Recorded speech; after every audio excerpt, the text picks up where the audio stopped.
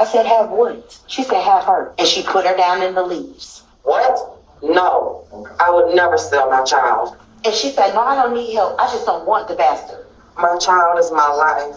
I never, ever hurt my baby. And I'm like, is she crazy? In March 2024, a woman walks into a police station with an 18-month-old girl and a shocking claim the child's mother tried to sell her own baby, and when that didn't work, abandoned her entirely. But what sounds like an open and shut case takes a twisted turn when the mother accuses the woman of orchestrating a plot to steal her baby. The following report is based on official police records, and most of the footage has never been seen before until now. On the afternoon of March 5th, 2024, a woman comes into the Palatka, Florida Police Department with an 18-month-old baby on her shoulder and an extraordinary story. Gonna bring her some clothes, diapers over, but we didn't. I was gonna wipe her off, but we didn't want to wipe her off because she had to take pictures of her because she's okay. Don't cry, sweetie. Because she don't deserve it. I'll go in there and I'll come sit with you. Well, I'll come sit with you. All right. I've called DCF to John, and he's gonna be calling me back. Thank you so much for doing this. I know that this is way outside of what I'm a mom first. I understand. The woman is an employee at H&R Block, and she says she was getting ready to close last night when a client named Jessica came in with her baby daughter. Both of them had no shoes on. Her and Jessica walked in, and she asked me could I give her a new Emerald card because her taxes had dropped, and she left it somewhere or something happened with it. So I got ready to put her stuff in, and I noticed the baby had took her diaper off. And she was like pointing at her private, like it was irritating her or something. So I was like, oh, maybe it's the diaper, you know, they get irritated or whatever. And she was like, she's not going to do that because I only have one diaper for her. So she put the diaper back on her. And it went, and you know how the sticky side of the diaper, it wouldn't stick no more.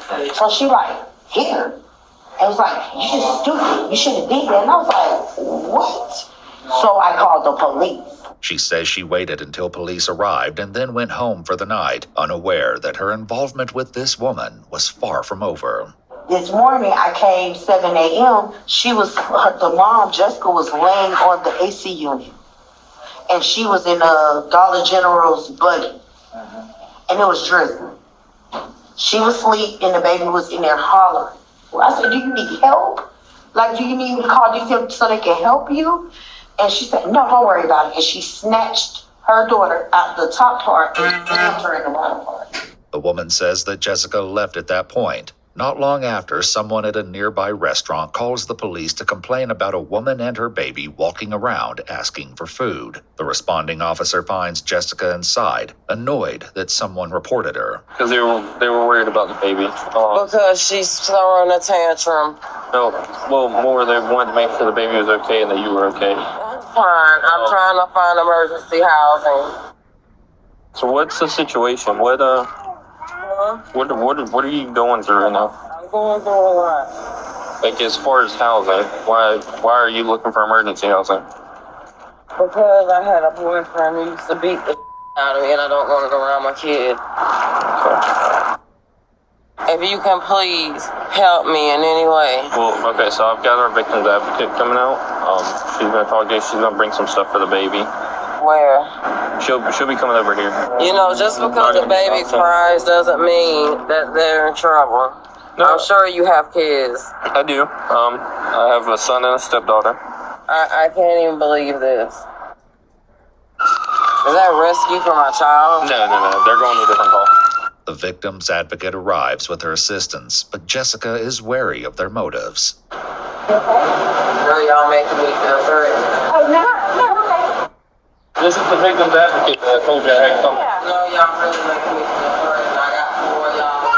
No, we have a bunch of stuff for you and the baby.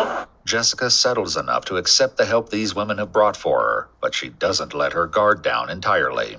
It's just right now, I'm needing a place to stay.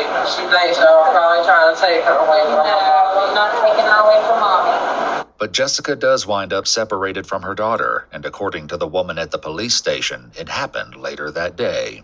She came back to our job. At this point, she's yelling at the customers in there to give her money. I said, ma'am, you gotta leave. You have to leave now. she said, "Oh, I'm not leaving. I'm not leaving." And then she took her in the bathroom. When she left out there, I called the police. And she literally pushed the buggy in the road and laughed about it. And then hurry up and grabbed it. And I'm like, is she crazy? She says that although she gave the officer details about Jessica's behavior, she was told that it would come down to her word against the mother's, but it wouldn't be long before Jessica would return yet again. And this time, she would come with a shocking offer. She came back.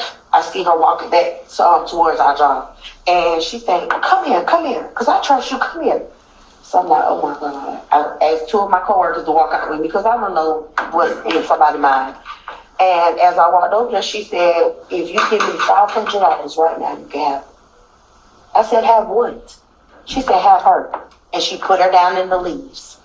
And I said, are you serious? At this time, the baby got up and she was getting ready to walk in the road. And I grabbed the baby and I picked her up and I said, I'm not giving you no money.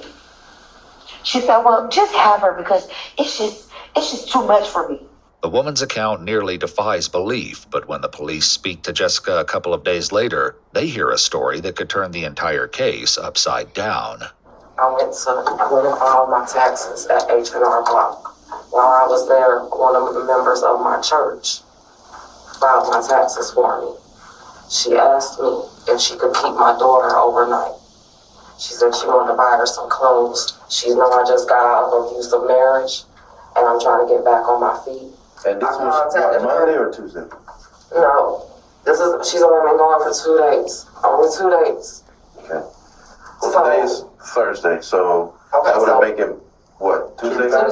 Tuesday night. You tell me like approximately what time? 7 o'clock? Yeah. 7 p.m.? Yeah, 7 p.m. Okay. Jessica says that although she was reluctant at first, she ultimately agreed to hand her daughter over for the night. I allowed her to take Gigi. And about an hour after that, I got a knock at the door from the police saying that I was banned from H&R Block. So I sent a text message, and I said, if you not produce my child, I'm going to call the police.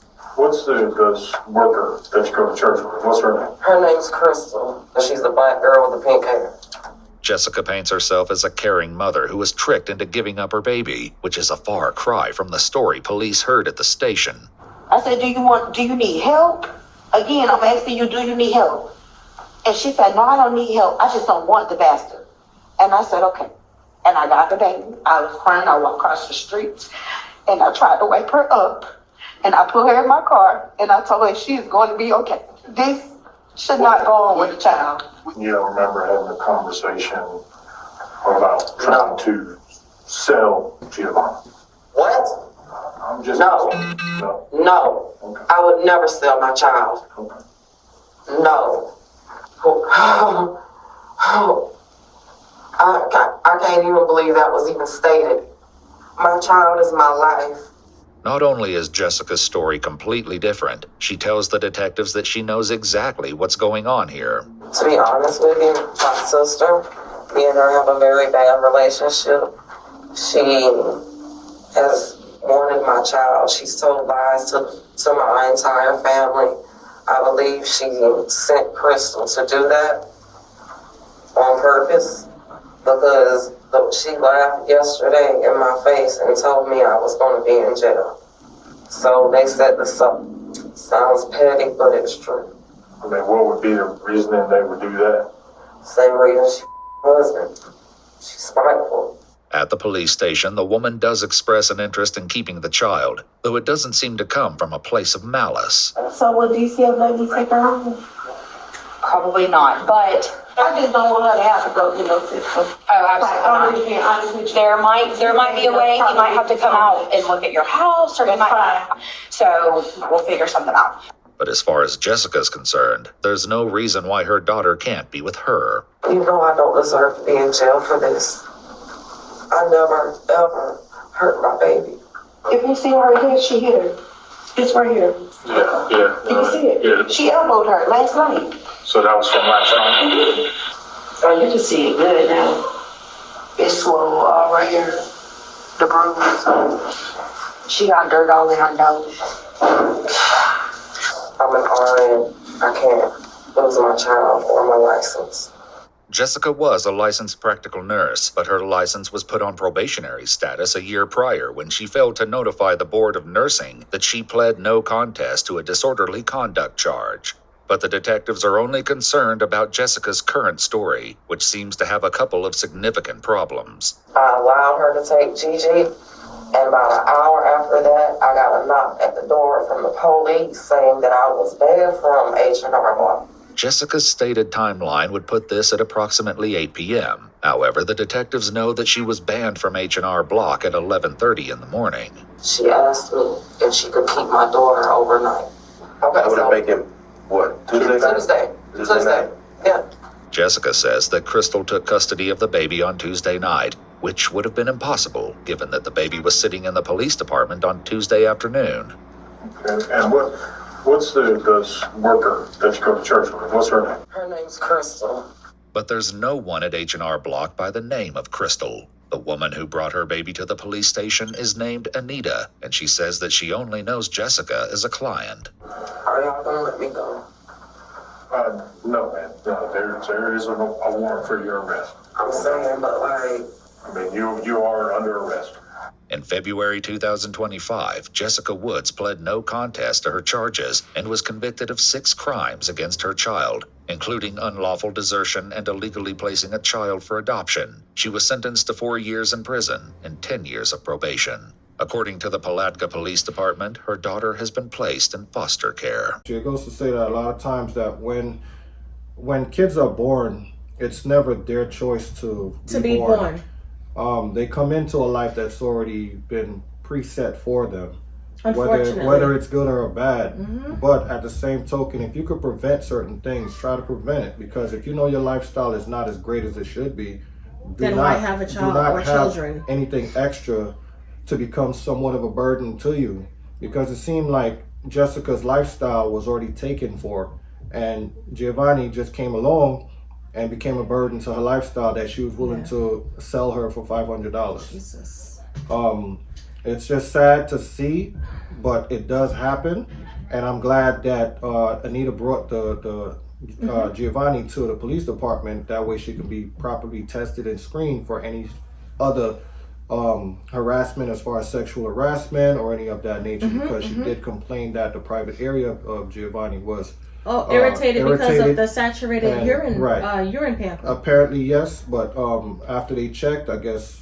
Well, they never mentioned that. They never mentioned that. For the most part, the cops are not going to check for that. She has to go to the hospital and get a rape kit. Right. But nevertheless, we hope that that's not the case. Right. But in some situations, these crackheads, they do a lot of stupid shit, and they they just don't care about nothing else but themselves at the moment. Right. Their needs, their wants, and that's it. Correct. And you say to yourself, like, who's to say, for instance, right, if she's willing to give a stranger, a complete stranger, your child or her child, literally for $500, and when she couldn't get the money, keep the bastard, according to her. Wow, yeah, imagine whom else would have been able to have access to that child. Correct. You know what I'm saying? Correct. She doesn't deserve a beautiful child like that. And where she ended up is where she needs to be. Correct. Point blank, period. All right. So we thank you guys for touching down on this video here.